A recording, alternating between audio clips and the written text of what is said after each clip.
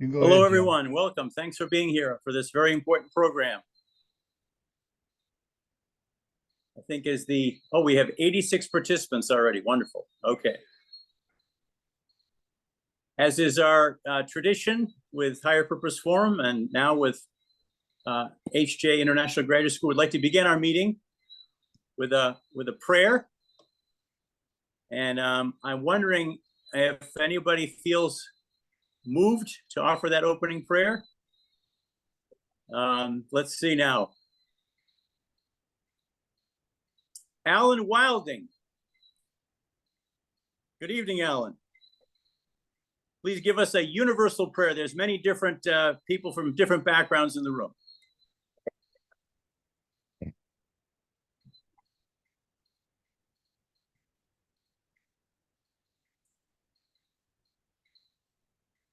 Can we hear him? Jim. Henry. He's muted. He's muted. Long time no see. Very good. Alan, you're muted. Not any longer.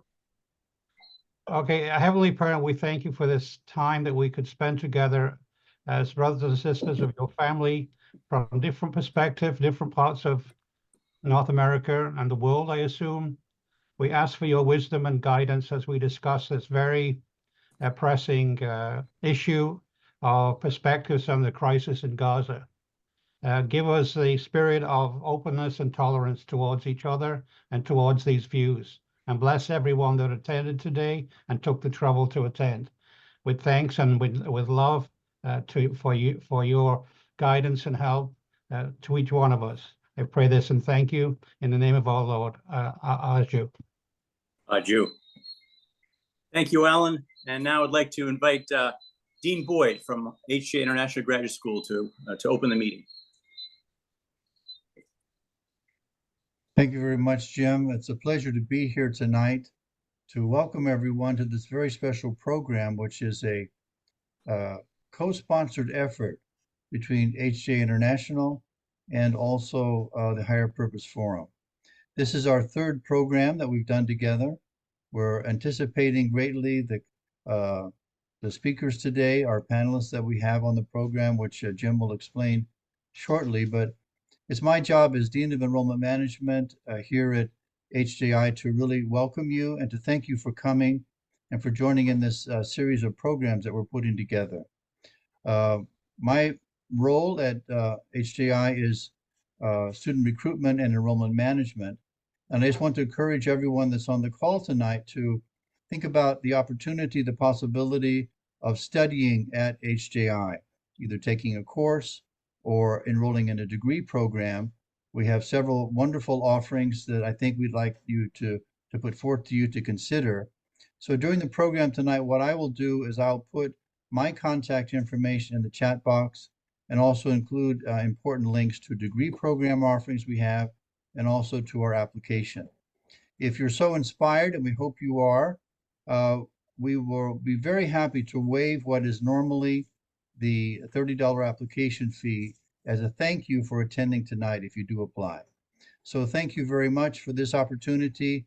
And Jim, I'll turn it back to you to begin the program. Thank you, Dean Boyd. Let's take a quick look at the agenda. We have three speakers, three panelists that are going to speak for 10 or 12 minutes each. You can see our agenda there. After that, we will have a participant conversation. We're looking forward to that. It's a very important part of this meeting. And then final closing comments from the president of HJI International Graduate School, Dr. Thomas Walsh. We're looking forward to hearing from him as well. Before we begin with the speakers, I just going to give a quick background on Higher Purpose International. HPF is a 501c3 formed 4 years ago. It's an independent project of unificationism. Our work is based upon the ideas of unificationism. We explore and disseminate new future-facing, God-centered understandings of important contemporary issues. And we're seeking to advance new ideas that promote shared values, mutual prosperity, and interdependence. And this perspective and method, which is by some referred to as a headwing perspective, is based upon the teachings of our founders, Reverend and Mrs. Sun Myung Moon. We have been working in 4 areas of content development over the last 4 years: race and providence in America, economic democracy, principled foreign policy, which is today's topic, today's area. And I'm very grateful for the work of David Stewart in organizing this meeting. And we're also going to hopefully have additional meetings. We've had one so far on the unity of science and religion. And just like to quickly mention that Kyojung International Graduate School is going to be holding a very important 3-day conference between April 11th and April 13th. It'll be a virtual conference on these very important topics. And I won't say more than that, but just welcome you to join us and hope you can be a participant in that important conference in April. Just want to remind everybody that today's participants represent a wide range of faiths and perspectives. We're certainly not all unificationists, and we're very pleased to be able to say that. Please make sure that your comments and perspectives allow everyone to feel included and understood. Our participant discussion is a very important part of this program. Sometimes it's the most important part, the best part.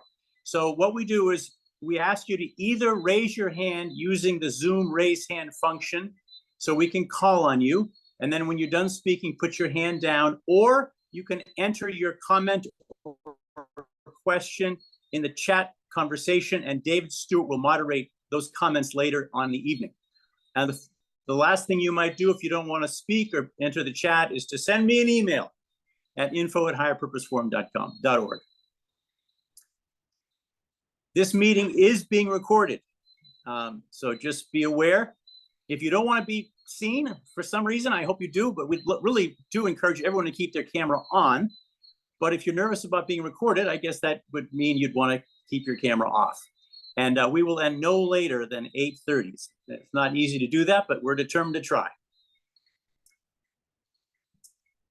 So now I'd like to very quickly introduce our 3 speakers on this very challenging topic. And I really, really appreciate that each of them agreed to join and weighed in on this topic, which is frontline news. And it's very, very divisive, even within political perspectives. So I really appreciate the expertise and the willingness of these speakers to participate in our conversation. Thank you very much. First of all, Dr. Drissa Kone.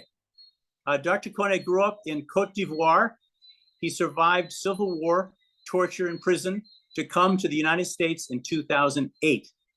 He is the Associate Professor of Conflict Resolution and Ministry at the HJI International Graduate School. Our second panelist is William Haines. Pastor Haines co-authored a series of textbooks, well-known series of textbooks that were used throughout the Soviet Union, the post-communist states of the former Soviet Union throughout the early 1990s. And he's currently a unificationist pastor in North London, UK, and it's really late at night where he is right now.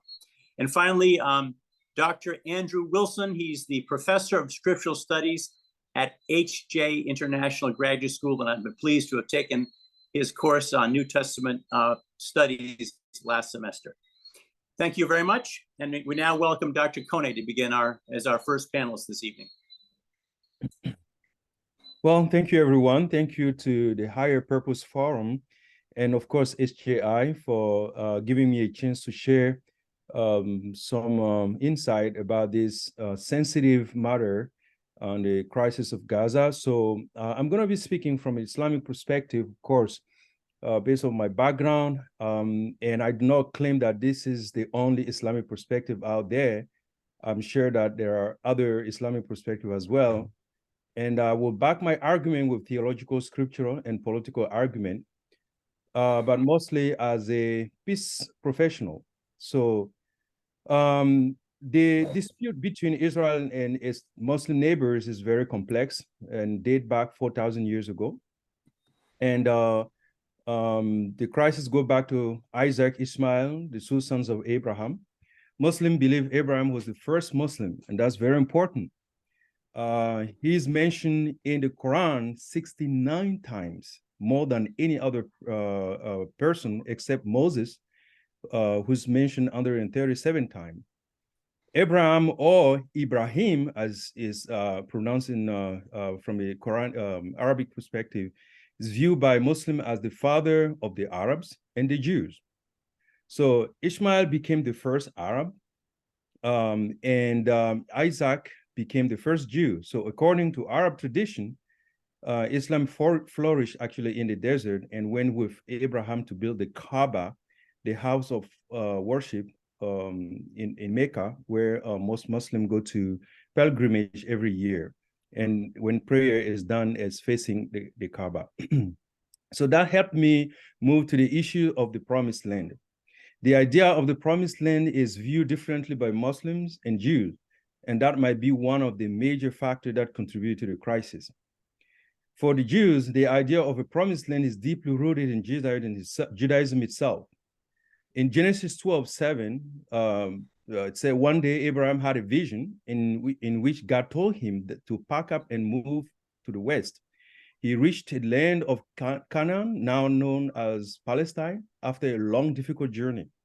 There, God told Abraham, to your offspring, I will give this land. So Abraham built an altar there to the Lord who had appeared to him.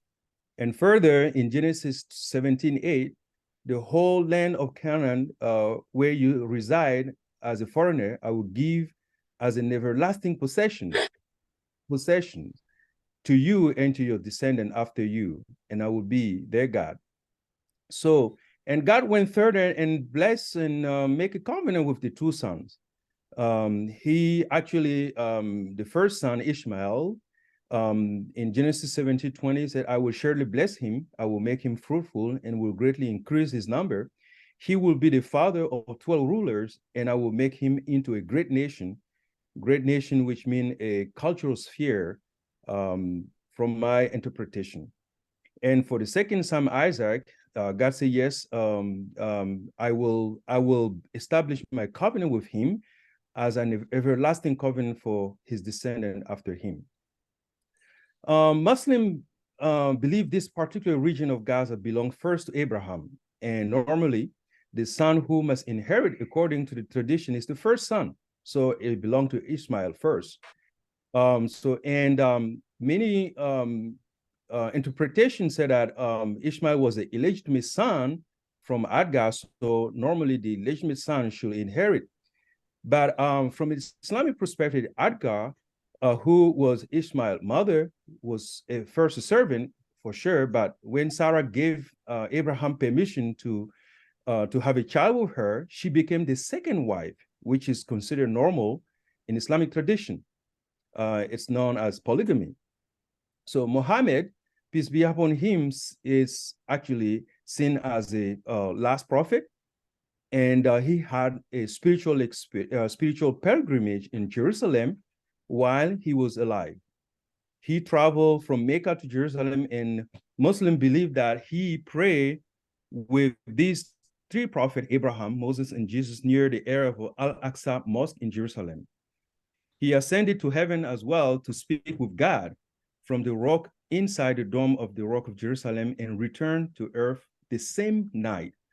So I think that was a spiritual experience, but even though many Muslims believe that this happened really as a real experience.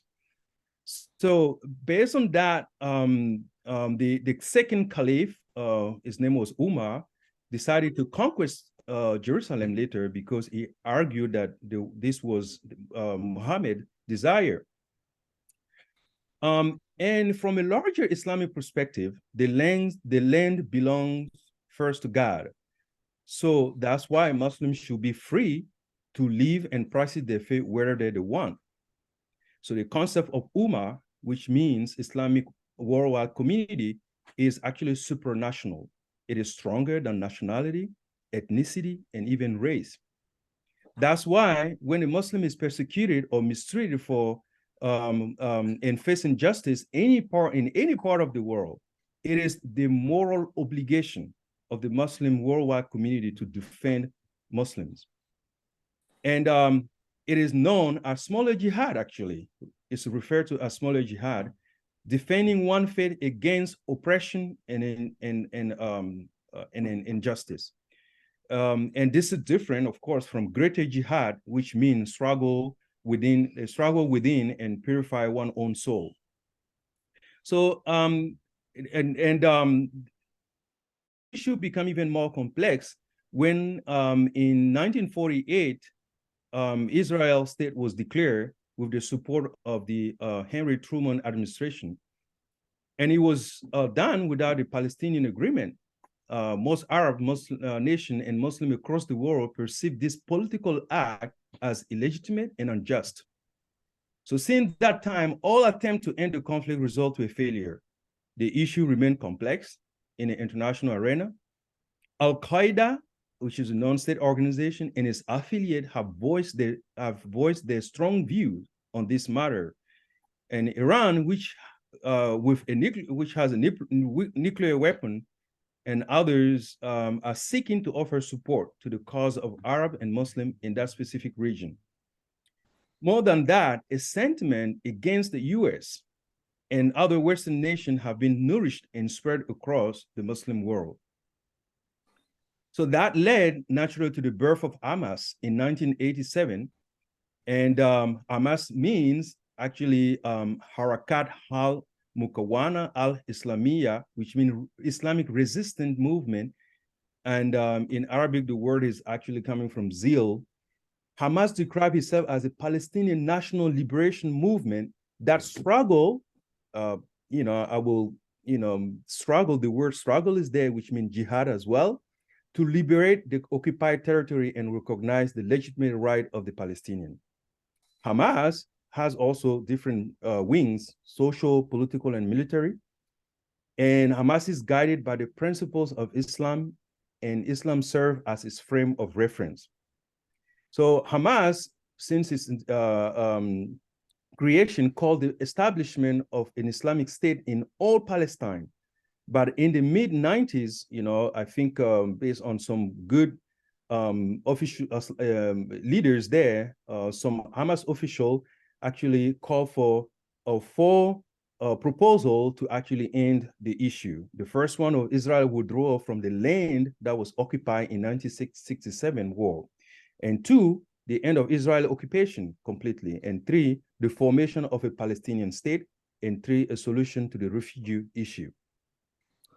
And so that helped me actually talk a little bit more about Hamas from an international perspective. So should the West or dialogue with the terrorist organization? That's a big question. Hamas is very controversial. While it won democratic election in January 2006, Hamas still used violence as a response to the crisis.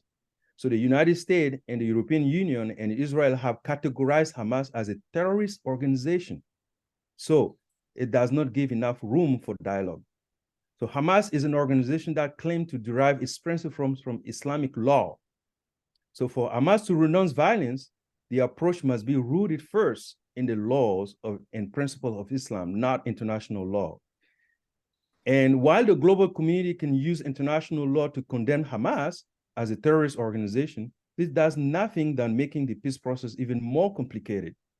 Islamic law must be used as an instrument to bring Hamas to negotiate, to the negotiating table and de-radicalization. So if that happened, then there's chances for the two-state solution. I think Dr. Wilson is going to talk a little bit about it further, but did some research there and find a survey that was done in 2020 by the Washington Institute State. And it seems like fewer and fewer Palestinians still support the two-state solution. So most Palestinians were surveyed when asked to choose Palestinian national priority over the next 5 years, from 2020 to 2025, 2/3, which means 66% of them in the West Bank survey in the poll choose the reconquest of the whole of historic Palestine for the Palestinians. Only 14% choose the end to end the occupation of the West Bank and Gaza to achieve a two-state solution. And Gaza responder are a bit more moderate. 56% want the whole Palestine to be restored to the Palestinian, and 31% opt for the two-state solution. So around 60% of respondents in both regions believe that the conflict should not end. This is very serious. And that resistance should continue until all historic Palestinians be liberated. So that means it will take international influence, and especially the contribution of the United States, including the moderate Arab countries, to achieve a two-state solution. And it might also be helpful if we have leaders who actually care a lot about peace, genuinely, and who are moderate, not extremist, to help make the two-state solution possible. Now, my conclusion is, that's my personal interpretation, that I've as a unification, I think unification might develop parental heart toward both Jews and Muslims when dealing with the Gaza crisis. That's clear. Now, what does that mean? It can be interpreted in different ways, but a parental heart means, like, if you are in Abraham position and you are looking at your two sons, there's something that need to be perpetrated as love and care for both, and genuine seeking for reconciliation and peace. So the violence perpetrated by Hamas must be condemned, of course, because it's extreme, and but also the killing of innocent Palestinians by the Israel is not okay, because that's also need to be condemned, because many innocent people are losing their life, and the international community has to stand to say no to that. It's a moral responsibility as well. It's said in an international context, the responsibility to protect, so that we don't get to all these issues that we face in the past of the genocide issue. So one thing that is important in my conclusion is Hamas is rooted in religious view. So it will not go away, no matter how many people, how many of them you will kill, they will rise again in few years and continue to go for revenge. So the tension between Ishmael and Isaac is at the worldwide level. And I think that is what Samuel Huntington in his book expressed as the clash of civilization. Beside the urgent work to stop the violence, and it's important also to look at from a long-term approach that can be encouraged through interfaith marriages between Jews and Muslims. I think unification is pretty good in encouraging interfaith marriages. This could help with the time to heal the historical resentment between both cultural spheres. Thank you very much. Thank you, Dr. Kone. So based upon what you just said towards the end there, you don't think that the strategy of the IDF to eliminate Hamas is actually a viable strategy? Well, I think it's just trying to resolve the issue from the surface, because it's not addressing the issue from its root. It's going to come back again. That's what happened, because religious views is happening in people's mind. It's not the body, it's not an organization or a group. It's what is happening in their mind. So if you try to destroy people, they will rise again, and then the issue never gets solved from the deeper perspective. Yeah. That's why I think it's not helpful. Okay, well, thank you, Dr. Kone. We're very happy to hear the Islamic perspective, going right back to the stories in Genesis. It's very helpful to know that context. Thank and you. now happy that our next two speakers, in one form or the other, have a Jewish orientation. William Haines is a pastor in London, and he was born into the Jewish faith. He was raised as a Christian, and then later on in his life became a unificationist. So we now turn our attention to Pastor Haines.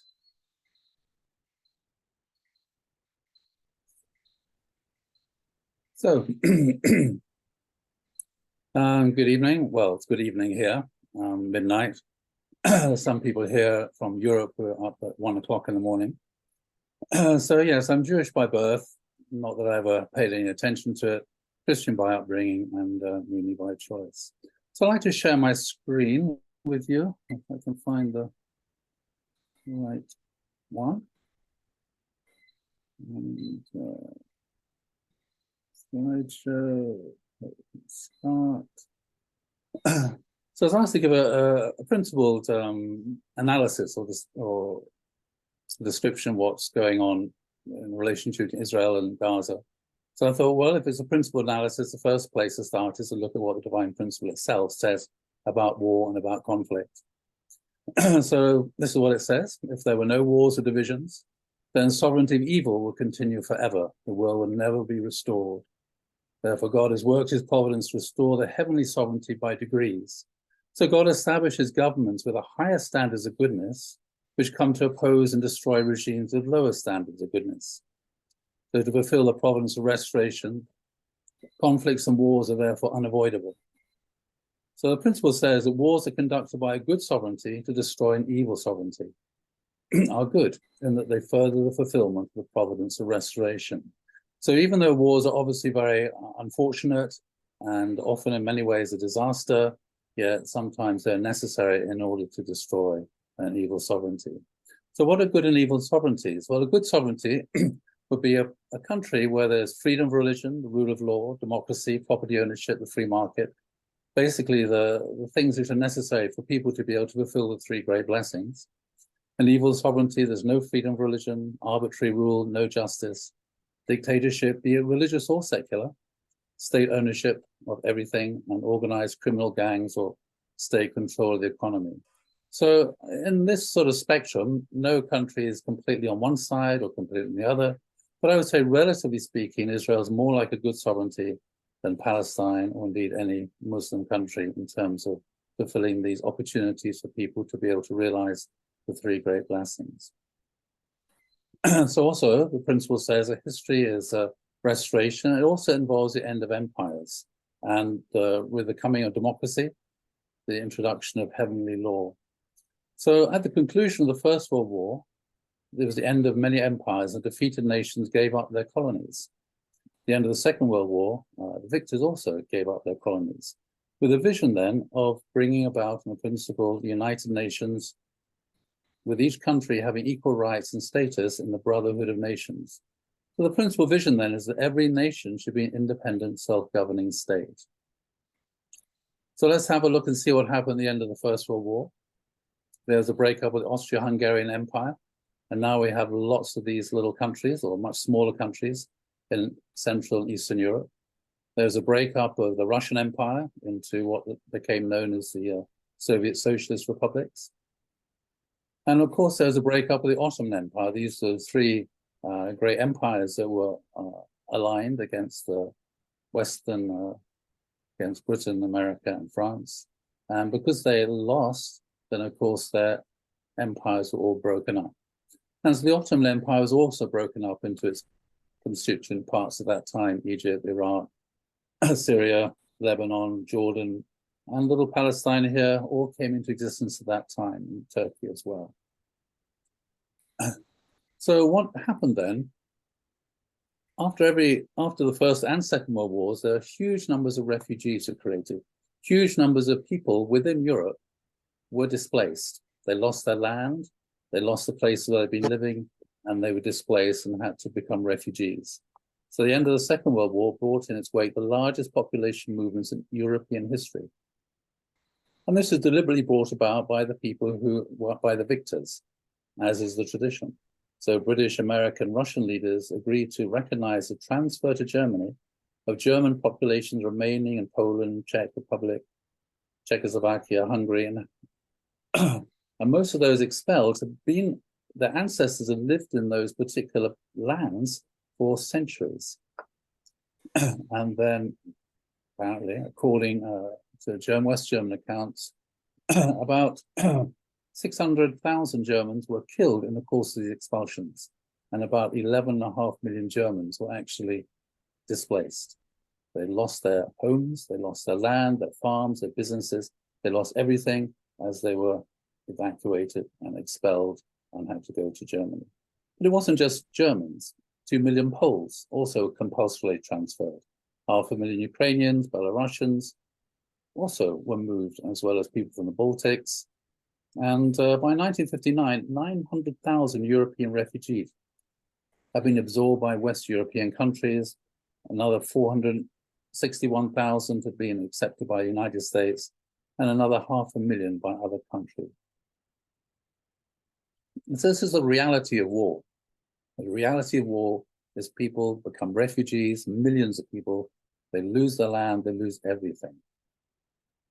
But then the question is, well, if this happens to you, you lose everything, you get displaced. Somebody else says, well, sorry, we're taking your land away from you, and you have to go and live somewhere else because we're creating a new country or something like that. What to do? Well, this is the biblical tradition. When the Jewish people were exiled into Babylon at the time of the Babylonian conquest, God said through Jeremiah, build houses and settle down, plant gardens, eat what they produce. Seek the peace and prosperity of the city to which I've carried you into exile. Do not let prophets and diviners among you deceive you. Don't listen to the dreams you encourage them to have. They're prophesying lies to you in my name. I have not sent them. So this is the reality of the people who were displaced and lost their land in Europe. They settled down, they built houses, they built businesses, they had children, and they prospered. You don't find in Europe, except perhaps in South Tyrol, anybody saying, well, we've got to redraw the boundaries. We want the right to return and claim back our homes, our houses, and our businesses, which we had to leave behind when we were displaced and became refugees either after the First World War or after the Second World War. They settled down. And unfortunately, and the reality is most people in Europe have actually forgotten this history, which is actually quite recent. So the important point here then is the experience of Palestinians was not unique. Sometimes people claim, and Palestinians themselves seem to claim, that their experience of becoming refugees and having their land taken from them was unique. But actually, a lot of other people experience this. And this is, at the end of the day, this is what happens. You fight a war, you lose a war, and you lose land. You fight a war, you lose the war, and the victors decide what happens to you. That's just the reality of life. It's always been like that, and it always will be like that. If you want to turn the clock back, you end up with endless conflict, endless hatred. That's what's going on in Russia now. Russia refused to acknowledge the breakup of the Russian Empire, and that's why they're trying to reconstitute it and make Ukraine part of Russia again. So let's have a look then, see what happened after Treaty of Versailles. Britain was given control of Palestine by the Versailles Conference after the First World War. Initially, there's a good start. There's a Faisal-Weizmann agreement where the Arabs living there, they welcomed Jews to go there because they thought it'd bring about economic prosperity. Then a bit later, 1920, the League of Nations gave Britain the mandate to administer Palestine, establish a Jewish homeland. So the Jews didn't invade and conquer Palestine. It was the international community represented by the League of Nations that established a Jewish homeland. And this big pink area here is what the League of Nations said was to be Palestine, Eretz Israel, the Jewish national home. Not a lot of Jews actually moved there because they're quite content and happy living in Europe and elsewhere. Then 1921, Britain stopped Jewish settlement in Transjordan, which is this area over here. And all the Jews who had moved there had to move back to the west of the River Jordan. And that out of this area here was created the Kingdom of Jordan. And the idea was this was to be Palestinians and Arabs, and this area here was to be for Jews. In reality, the British mandate, a lot of investments made, a lot of Arabs moved there from other surrounding Arab countries. And at the same time, an anti-Jewish sentiment developed among Arabs, partly they're anti-immigration. It's a very right-wing thing not to want immigrants coming into your country. Also, there's a lot of anti-Jewish or sentiment or Judeophobia. And also, as Dr. Kone recognized, lands which have once been ruled by Muslims should always be ruled by Muslims. So the idea that this land, which had been Muslim for, I don't know, maybe 1,000 years or something, now was becoming occupied and ruled by Jews, was something very intolerable. But then after the Second World War, the United Nations came up with a partition plan, a two-state solution. This area, this sort of pink area here, was to be the Jewish state. The yellow area here was to be a Palestinian state. Well, the reality is most Jews accepted this plan, even though it's obviously a lot less than they were allocated to the League of Nations. But Arab leadership in and out of Palestine rejected the plan. Britain wouldn't implement it because it realized it couldn't. And so in 1948, Israel was invaded by 5 Arab armies. Whereas had the Arabs, they could and should have accepted the United Nations proposal, then you would have had a two-state solution there. And Israel would have been much smaller than it is today, but they refused to allow that. So after the armistice, and then Israel expanded hugely to what became known as the 1967 borders and this armistice. The West Bank then was then annexed by Jordan, and Gaza was part of Egypt. It's really important. The West Bank was part of Jordan, and Gaza was part of Egypt. So if Egypt and Jordan, if they had chosen to, at that time, they could have created a Palestinian state, and there would have been the two-state solution would have been implemented. That was a real possibility. But and at the same time in 1948, there were lots of refugees. 600,000 Jews were expelled from all the Arab lands where sometimes they've been living, their ancestors have been living for 3,000 years since the Babylonian conquest, for example, living in Baghdad. And they left behind houses, businesses, possessions, and they went to Israel where they settled down. And they had no idea to think about demanding a right to return. 720,000 Palestinians fled to Egypt, Jordan, Lebanon, West Bank, Gaza. But unlike the Jews who came to Israel, where they were given citizenship and settled down, Palestinians were not given citizenship, but kept in refugee camps up until today. Which again is not the kind of teaching from God that Jeremiah gave. And so this continues till today. They cannot refuse citizenship. Only Jordan welcomed Palestinians because it regarded Jordanians and Palestinians were both Arabs, so why shouldn't Palestinians be given Jordanian citizenship? The United Nations set up a $200 million fund to resettle refugees, but it was left untouched. Instead, there's insistence on the right to return. Any discussion aimed at a solution to the Palestine problem, which will not be based on ensuring the refugees' right to annihilate Israel, will be regarded as desecration of Arab people and an act of treason. On the other hand, as I said, Jews do not insist on a right to return to Arab countries from which they were expelled. Then there was a Six-Day War, which you know. As a result of the Six-Day War, Israel ended up occupying the West Bank and Gaza. Not that it really wanted to, but that was the outcome of the war. Then after that, the 8 Arab countries declared no peace with Israel, no recognition of Israel, no negotiations with Israel. But eventually Israel and Egypt made a peace treaty in 1979. And Sadat bravely went from Egypt to meet Golda Meir. And Egypt took back the Sinai, but it refused to take back Gaza. I think that was a terrible mistake. Egypt should have taken responsibility for Gaza, integrated the Palestinians living in Gaza as an administrative region within Egypt, given the Palestinians Egyptian citizenship, and allowed them to move and live in Egypt if they wanted to, and to get jobs and work and everything like that. Instead, Egypt has most of the time closed the border with Gaza. What should have happened? I think the Jewish homeland was established by the League of Nations. All Arab countries should have accepted the establishment of the Jewish homeland. The State of Israel was also established by the international community, 1948. And again, all Arab countries should have accepted, regarded as legitimate the establishment of the State of Israel. Palestinians who were made refugees or chose to stay in Israel should have been given citizenship by surrounding Arab countries and assimilated. So coming today, what should happen today? I think all Muslims should recognize the right of the State of Israel to exist as a Jewish state. And also Palestinians should accept the right of the State of Israel to exist. Palestinians' refugee camps should be given citizenship and assimilated by other Arab countries.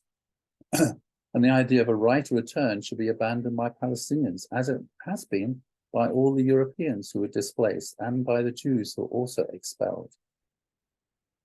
Egypt, I think, should take back Gaza, open its border, grant people citizenship, and administer it. Palestinians and other Muslims should not be brought up to hate Israel and Jews, as is the case in the textbooks in schools where they're taught to hate Israel and hate Jews. Jews in Israel should treat Arab Israelis and Palestinians with much more respect than they do. Definitely that is the case. The reality is Arab Israelis have more civil and political rights than Arabs in any other Muslim country. And what's important then is to change the narrative. As Professor Kone said, it's all going on in people's heads. It's that which needs to change. It needs to be a change of narrative. Just as people living in Europe, they changed their narrative, accepted the reality and moved on. So I think we need to engage Muslims and Palestinians and Arabs in the conversation and encourage them to recognize that where their narrative is going is just going to lead to endless hatred and conflicts and war. And need to change the narrative and take on board what Jeremiah said and accept it's time to move on. Father himself, Samia Moon, said that it's really important that Israel, United States, and Korea should be united with the three brother nations, Judaism, Christianity, and unificationism. And so I think that is really important. And Father also warned of the possibility of communism and Islam uniting together. Now we see that in the streets in London, the red-green alliance, and it's really not good. Okay, I'd like to stop there. Thank you very much.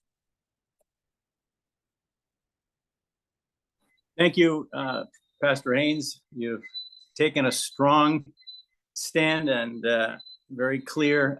You went through a lot of history there, and I'm sure when we send this recording out, a lot of people want to hear that again.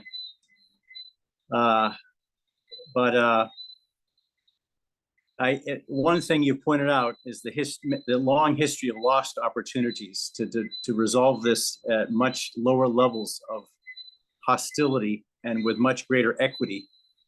And it seems that with each opportunity, the justice for the Palestinians has been diminished. It's a very sad thing to see that history.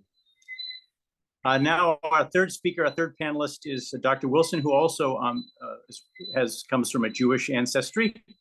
And he's not only from that ethnicity, but he also has a great wisdom about the entire history of Judaism. Thank you for joining us, Dr. Wilson. We welcome you. Thank you, William, for a really excellent presentation. It was delightful.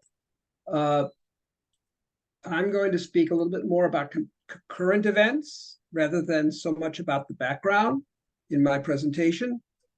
So I think that Israel's perspective, and people ask the question, why are the Israelis being so harsh on Gaza? Why are they bombing the place to hell and causing so many civilian casualties? I think that the events of October 7th really struck a deep nerve in the Israeli public. After all, the whole reason why Israel exists is not primarily religious. Religion is important, but the primary reason is that, especially this goes back to Theodor Herzl, who was the founder of Zionism, is that Jews will never be secure living as a minority in a Christian or Muslim nation, because throughout history shows that there are always going to be anti-Semitism, and there's always going to be pogroms, and there's always going to be violence and hatred against Jews, that there has been for 2,000 years. And this finally culminated, of course, in the Holocaust. So Jews said, never again. How can we never again face the kind of annihilation that happened in Europe due to the Nazis? And therefore, since there is so much hate historically against Jews in the Christian world and in the Muslim world, with so much anti-Semitism and pogroms, and as William said, expulsion of Jews from Arab lands too, Israel must be a strong bulwark, a fortress to protect Jews so that this will never happen again. Israel must be a military powerhouse. And for the last 50 years or so, ever since Israel's successful War of Independence, driving back 5 Arab armies, and again in the 67 wars, expanding its territory and destroying Arab attackers, Jews in Israel lived in relative security, really believing that they had a state where their military would enforce their security. Now, this was all punctured by the events of October 7th. Suddenly, Israel was unable to protect its own people from being massacred, women and children killed, and babies having their throats slit. And the Israeli military was powerless. They were asleep at the switch.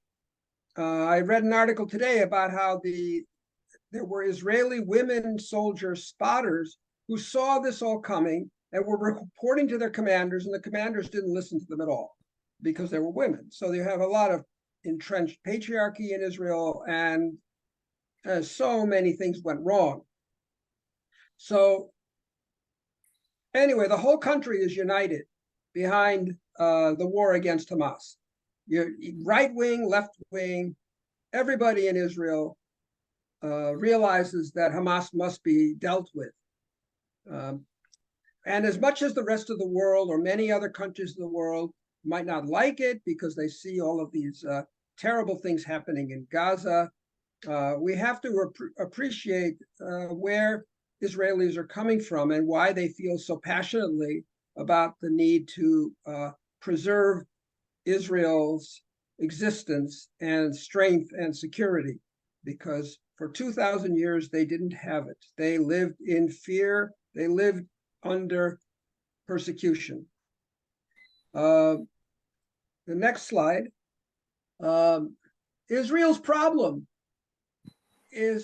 stems from that. They still feel, many Israelis still feel that it is us against the world, that the entire world is against Israel. And this, of course, is a legacy of the Holocaust, when none of the Allied nations stepped up to stop Hitler. And that, of course, began with the United States, which turned away refugee ships from Europe containing Jewish refugees, turned them away so that they had to sail back to Europe under the Roosevelt administration. And so Jews in Europe had no one to support them. And despite many appeals to bomb the gas chambers, the Allies had more pressing military targets, so they never bothered. And more Jews died. It's also a legacy of the 1948 War of Independence, when United Arab Armies attacked the Jewish settlements. And it was only because the Jews were organized and militarily prepared that they were able to defeat this. Even the British, who gave up the British mandate for the Arabs and Palestinians, never were able to grant the Jews a homeland, but just sort of said, we're packing up, you deal with it. And so basically the Jews felt abandoned by Britain as well. We have to do this by ourselves. Self-reliance became the key. So while the world may see Israel as persecuting the Palestinians, most Israelis, and this is the second part, are afraid of them. They're afraid of them because they see them as the vanguard of these Arab forces from around the Arab world that are still bent on Israel's destruction. And Drissa gave some good reasons why many Arabs might think that way, based on the Islamic teachings of some of the more extreme Islamic teachings. I don't think all Muslims believe it like that, but I think the more extreme ones do. And one example, as William said, is the refugee camps, which mostly in Arab nations, Lebanon and Egypt, and even in Gaza, and the Muslim authorities there refused to open them up and assimilate the refugees, wanting to maintain them as a kind of dagger against Israel with this imagined right of return. Basically feeding a lie to these people, there are millions of them now, that they'll somehow be able to return to Israel, which is so impractical, because if they did all return to Israel, Israel would cease to exist as a Jewish state. They would be outnumbered by the Palestinians. And no Israeli government is going to permit that. And none of the Jews living there in that democracy are going to permit that. If there is going to be a right of return, it's going to be sharply limited to maybe a couple of 100,000 whom Israel can assimilate well, and the others should be given funds to resettle. And as William mentioned, Egypt's refusal to administer Gaza. So all of these are show a reality that Israel faces, where they still don't see in the Arab world any signs that the Arab world is really willing to permit Israel's existence, except by force of arms. That might is the only thing that they will respect. So out of this kind of fear and I don't want to say paranoia, but it is verging on paranoia. In a better world, Jews would be open-hearted and feel real sadness about the Palestinian children who are being killed in Gaza. And there are Jews on the left who do feel that way, who feel that we shouldn't regard our babies as any more important than Palestinian babies who are killed. But this is a kind of narrowness of mind. And until these fears can be overcome, I'm afraid Israelis are going to continue to think this way. And the fundamental problem, if you really want to talk about the principle here, is lack of love. Jews don't feel support. They don't feel love and support from the rest of the world. They have to go to great lengths to earn the respect of the world, even if it's by force. Israel is extremely grateful to America, to President Truman, for permitting the establishment of the State of Israel, and grateful to American Christians who give support financially and morally to the State of Israel, because otherwise they're pretty much all alone. And at the UN, they're very much isolated.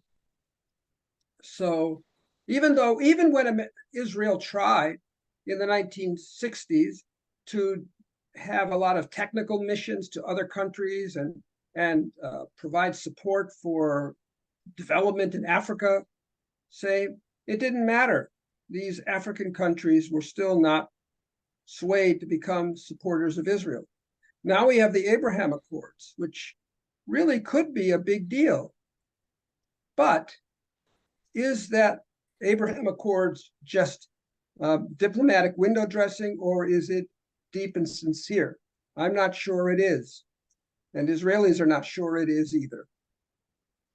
So we tried, our movement, unification movement, tried to begin to work on changing the narrative, as William said, with the Middle East Peace Initiative, which we ran pretty much from 2003 to 2006 after the Second Intifada. And it began as a peace movement of Christians, Jews, and Palestinians throughout Israel. And American ministers came over to Israel and expressed their love for the Jews. And they did so by a very dramatic sign, which was to take down the crosses from their churches. Now, for Jews, the cross is a symbol of anti-Semitic hate. For instance, the Crusades, which carried on by the sign of the cross.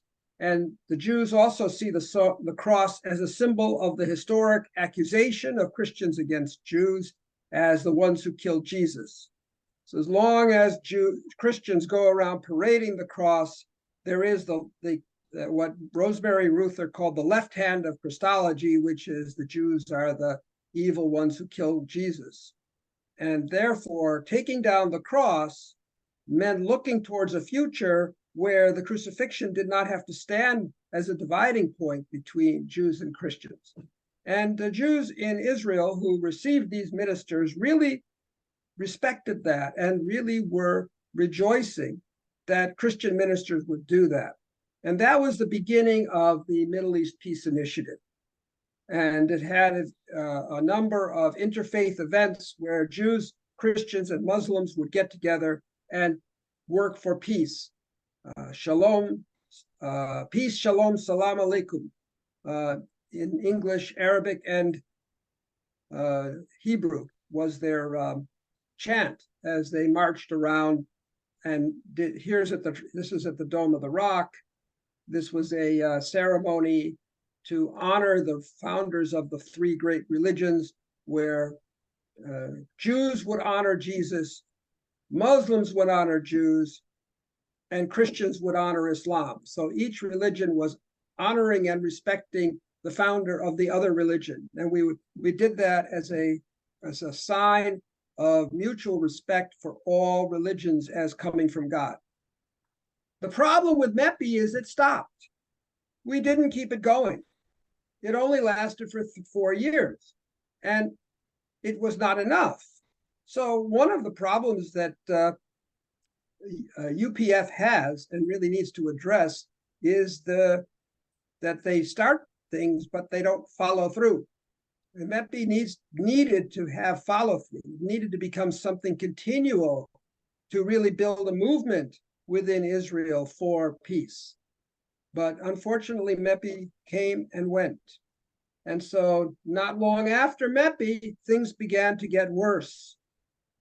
Israel, meanwhile, was building walls, thinking that the best way to secure the border is to have a big, tall wall, just like Mr. Trump thinks that the way to secure America's border with Mexico is to build a big, tall wall. Israel has been schooling American police departments on riot control by the way they control Palestinians. And you can see the map. This wall extends the entire border. Most of this has already been built by now. And yet at the same time that this wall could serve as a border between Israel and a Palestinian state in the West Bank, the Israelis have been building settlements and expanding their territory by these fingers going into the West Bank in places like Ma'ale Dumim, which is east of Jerusalem, Ariel, which is a settlement in the northern West Bank, and so on. So the Palestinians are feeling really squeezed. And the West Bank is actually the real issue. Gaza is not the real problem. The real problem is that to have a two-state solution, the solution has to begin in the West Bank, because Palestinians of the West Bank are not as radical as Hamas. Many of them want peace with Israel, and many of them would even be willing to be demilitarized and work with Israel to address its security needs. Thus, today, and for the past 15 years or longer, the Palestinian Authority in the West Bank has even worked with the Israeli Defense Forces in joint operations to contain terrorism. So it would be natural for Israelis to rejoice in the prospects of peace by developing strong ties with the Palestinian Authority and working together for a gradual transition towards a Palestinian state in the West Bank, and then let Gaza kind of follow along later based upon the good example of what could be done in the West Bank, where you don't have so many religious fanatics. And a lot of these Palestinians are more motivated by practical things like business and wanting to become a successful nation rather than religious concerns, like at Hamas, for example. The problem is that there are a lot of Jews led by Prime Minister Netanyahu who bitterly oppose the two-state solution.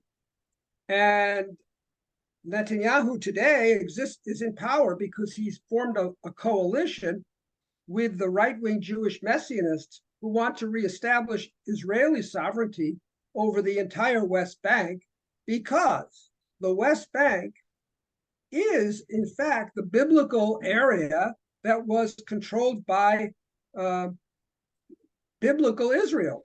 They call it Judea and Samaria, using biblical names for the territories of the northern West Bank and the southern West Bank, with places like Hebron, which is a biblical town, and Shechem, which is a biblical town.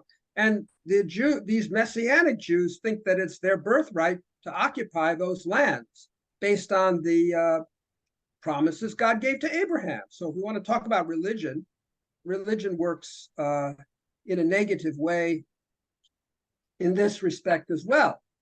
And Netanyahu has made a kind of bargain with the devil to work to undercut the Palestinian Authority by actually supporting Hamas. And the way Netanyahu does that is Hamas launches some missiles and Israel launches some airstrikes, and then they come up, then they have a little, it gets quiet again, and then 5 years later, there's another outbreak, and then it gets quiet again. And under the table, Netanyahu is supporting Qatar, which is sending money to Gaza. Result is that for Netanyahu is that the Palestinian Authority goes weaker and weaker, and the Hamas gets more and more the reputation of being the voice of Palestinians, and therefore the Israeli public comes to see all Palestinians as being extremists and out for the destruction of Israel. And this supports Netanyahu's agenda, which is to permanently prevent a two-state solution from taking place. But in doing so, Netanyahu was blind to what Hamas was doing. He thought that just a few airstrikes could deal with Hamas, but meanwhile, Hamas was developing an elaborate plan for October 7th. And now Netanyahu's ruse has been exposed, and many Israelis recognize that Netanyahu's game. So the two-state solution remains the real issue. And I know the time is not ripe for the two-state solution now, but it has to be that way. I mean, even now, people are asking the question, after Israel deals with Hamas, who will govern Gaza? At least the two-state solution preserves the Israeli requirement of a Jewish state and a Palestinian dream of their own nation. So it could be a win-win for both sides. If you mush up everybody together in one state, then you have this terrible conflict as to who's going to be in charge, the Jews or the Arabs. Jews don't want to live as a minority in an Arab country. But demographically speaking, there are as many Arabs as there are Jews. So this would create a big problem. Jews want to and deserve, in my opinion, based on history and based on God's providence, to have their own state. So what do we do with the Palestinians? We give them a state as well. So I believe President Biden is right to bring up the two-state solution, even though it has seemed dead. Now, we cannot have it immediately, but if you're going to have a new Gaza after Hamas, who's going to govern it? It should be naturally the Palestinian Authority. If Israel, Dr. Wilson, we have to wrap it up. Okay, I will. Let me finish, because this is me and Mr. Arafat. We had a little tete-a-tete during the MEPI. Michael Jenkins led a delegation up to Ramallah, and we need to build a base of understanding of the principles of interdependence, mutual prosperity, and universally shared values, and build trust between the two sides. And this cannot happen with Hamas it can happen with the people in the West Bank. So I have worked for many years towards this end, and I have a website which I invite you to examine for yourself, called Citizens' Proposal for a Border Between Israel and Palestine. And this is the address. I'll put it in the chat. This is a website which maps out what I believe and others in our group believe is a proper border that takes into account the needs of Israelis and Palestinians alike, so that the Palestinians can have a contiguous state that can function well with ample room for economic development and prosperity. And so if the people of Israel and the Palestinians can grow closer in heart, they can build this kind of two-state solution. And I believe it is the only long-term solution to the problem. Thank you very much. Thank you very much, Dr. Wilson. We've learned a lot by listening to you. We're grateful for that. We can take that down now and go back to the gallery view. Well, we've had a lot of information here, and we have over 160 people joining our meeting, so I'm sure we now can move into a very interesting conversation. We might want to start by looking at some of the comments that have come across in the chat. David Stewart, are you available to help us look through some of the items that have come from the chat? We'd love to hear. Yeah, there was thanks, of course, for the presentations. And one question was, how from a unificationist perspective can we attain peace in this region, especially Barbara Marks and Linda Kafaru, they wondered about this. Is peace attainable in this area? I don't know if anyone would like to address that.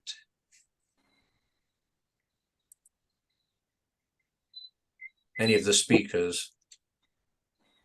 Well, my simple take on this is, I mean, a unification perspective, first of all, I mean, my understanding, it has to be integral. It has to look at both perspectives. And as Andrew said earlier, love, people need to feel love and embrace, and they have to also they have to feel safe. Fear is not the way to go for sure. And my understanding of Father Moon, how he dealt with his enemies, is a big thing that need to be developed more. If Israel consider Hamas to be the enemy, looking at from a unification perspective, is it okay to actually dialogue with the enemy? Because one problem we have in the Western world, when an organization is categorized as terrorists, there is no more possibility for dialogue. Well, if there is no possibility for dialogue, there is no hope to understand why this other group is misbehaving. I think maybe some good work needs to be done so that leaders who can see beyond just the issue of getting rid of the enemy can actually be changed to how to actually dialogue with the enemy. Well, it seems that's not the kind of leader that has been elected in Israel.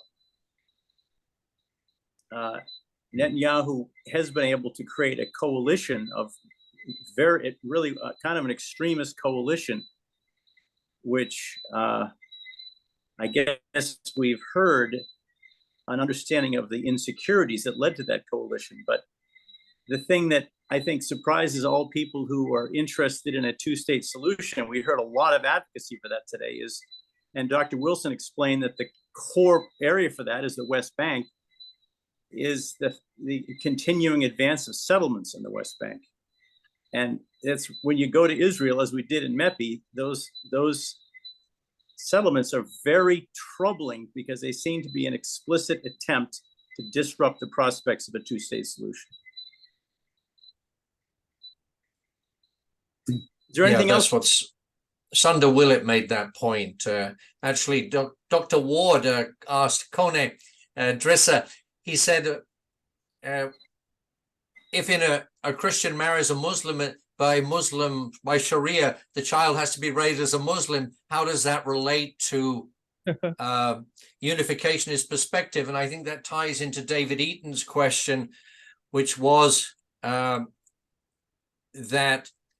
fundamentalist Muslims have no interest in any Western style diplomatic political modality in dealing with these conflicts. Why? Because Allah didn't create the Western diplomatic modality. So why should they adhere to the prescriptions of the UN, the USA, or any other non-Muslim entity?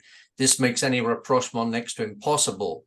And so this particular narrative is a major problem. So what do you do with that? That's only the extreme views of the Muslim. And believe it or not, in the Islamic world, you have more, more Muslim who are, I would say, seems to be more conservative is true, but less extreme. The extreme group is a minority for sure.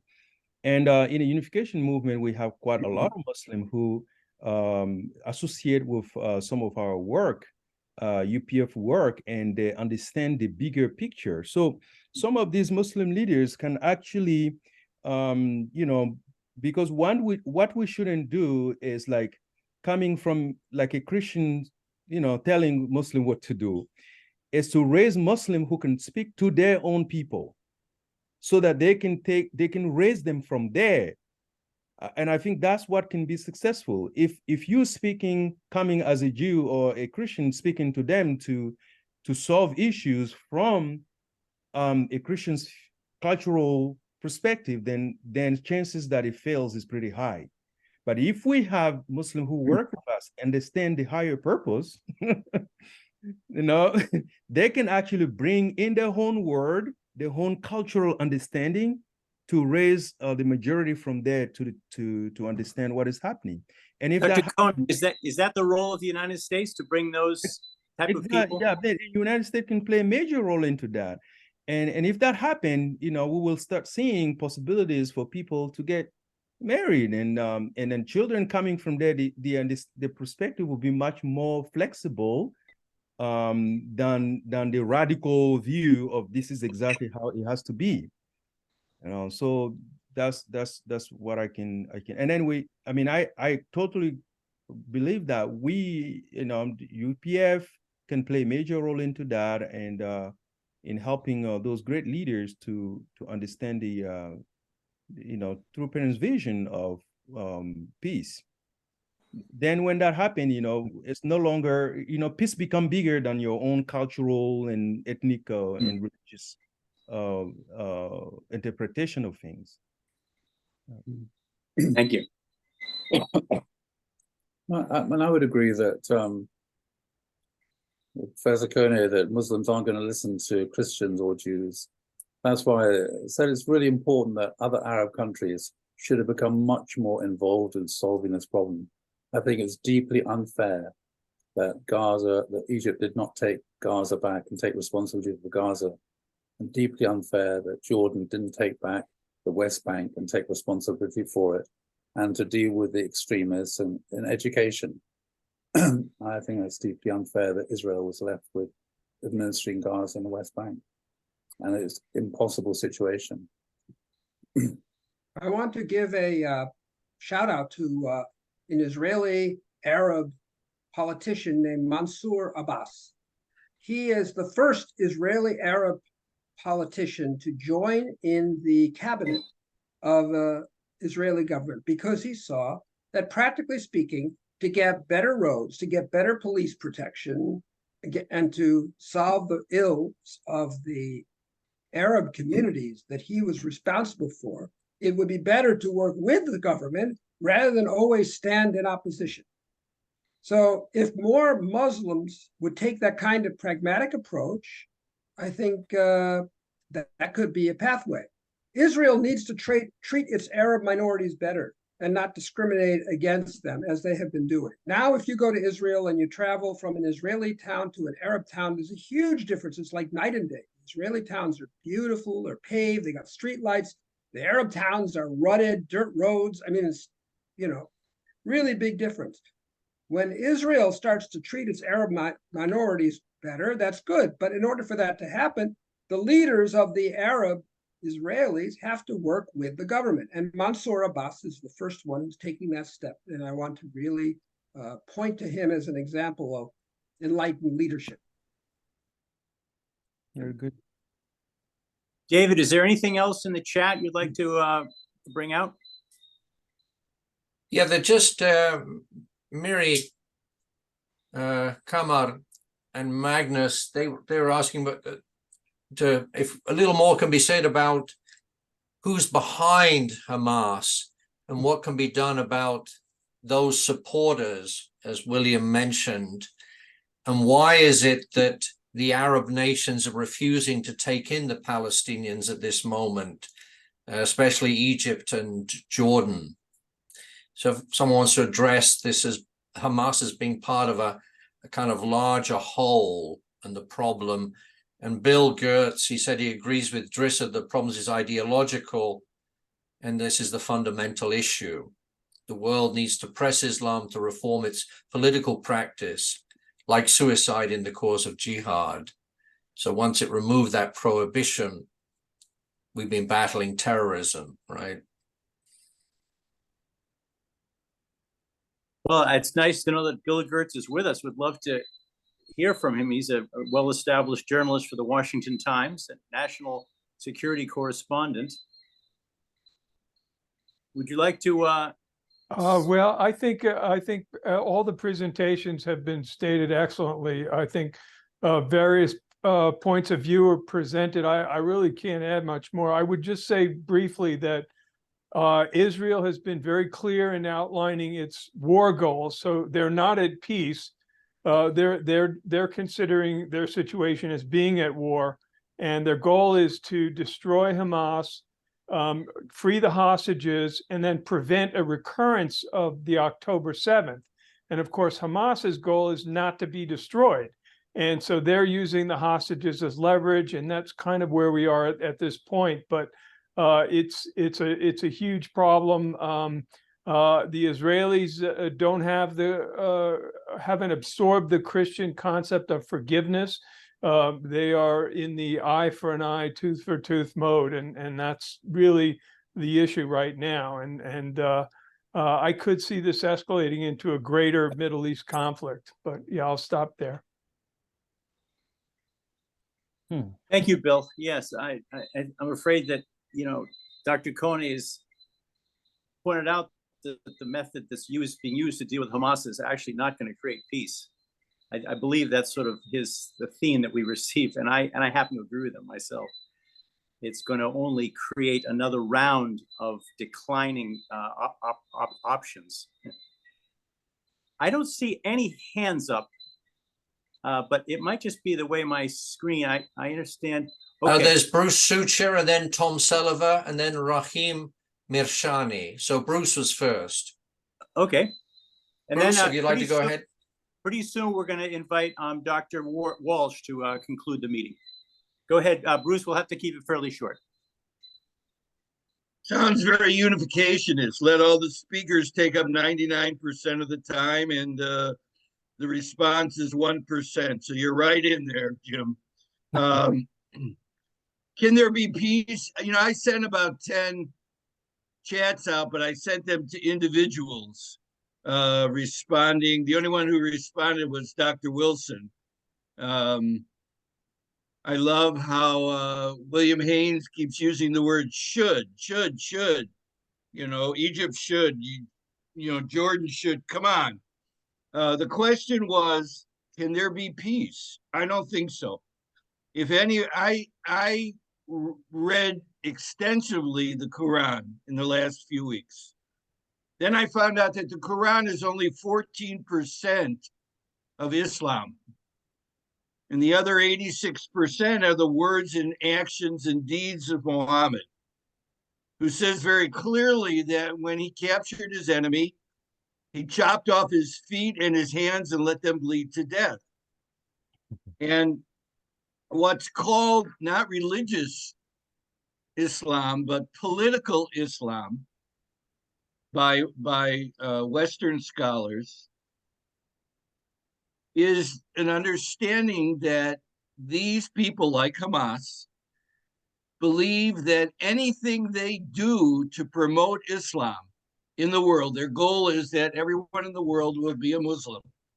And anything that they do, which includes murder, rape, assassination, hostages, chopping off heads, whatever it is, the most animalistic things are all ethical from their point of view. The highest level of ethics is to be involved in a jihad. And anything that you do as a jihadist. I think we need to stop this. This is too much. Yeah. We got it, Bruce. I don't think this is the purpose for why we're here. I think it's a little bit. Let's see if how we many, can get, Dr. I think your interpretation is quite extreme as well. So it doesn't solve the issue. Okay. Yeah. Al Hassan, thank you. We're happy to hear from you. Yes. I was just trying to say that the fact that Quran contains 15 verses or whatever verses about spirituality and the rest is Muhammad's story is totally unacceptable and a lie, a total lie. And I want to say unequivocally that you haven't read the Quran. You haven't read the Quran. And then my last point is that we are misrepresenting the issue here. It is not about the war between Muslims and Jews.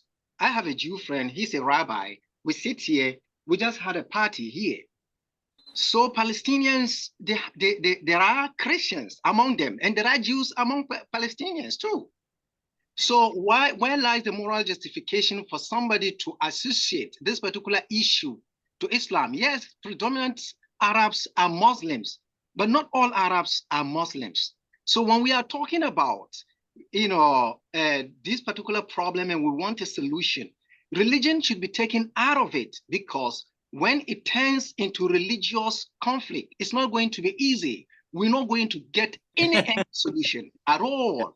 So the Quran rather, radiates peace and peace. And then I hear somebody say, somebody wrote about ISIS. ISIS doesn't represent Islam. ISIS doesn't spare anyone. Even Muslims were killed by ISIS. What about that? So I thought maybe, it's going to be discussed at a very, intellectual level where we can all find a lasting solution, because what Hamas did is condemnable. And what Benjamin Netanyahu is doing is also condemnable, because in Islam, the rule of engagement is that you meet the combatants, you crush the combatants, but you don't go after innocent people. So Hamas against innocent people, as Very well good. as Netanyahu going against innocent people. Okay, thank you very much. It's great to have that response, which was needed. Okay, we're going to just take a quick, something real quick from Rahmin Birshani. Something real quick. Rahmin, Rahmin, can you hear me? Rahim. Yeah. Yes. Also, please turn your camera on so we can see you. Yeah, there you are. Good.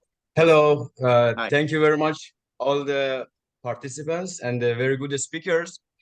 In my opinion, actually, we have to take out religious things from this conflict, because when we bring the name of Islam and Judaism, we will make it a bigger, huge problem, actually worldwide problem.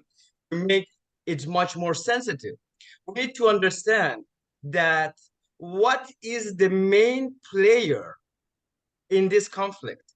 The main player of this problem is not the Muslim and Jewish, it's not the Islam and Judaism, because actually, as you see in 2003, the Muslims, they cooperated with UPF the most, right? So they really want peace.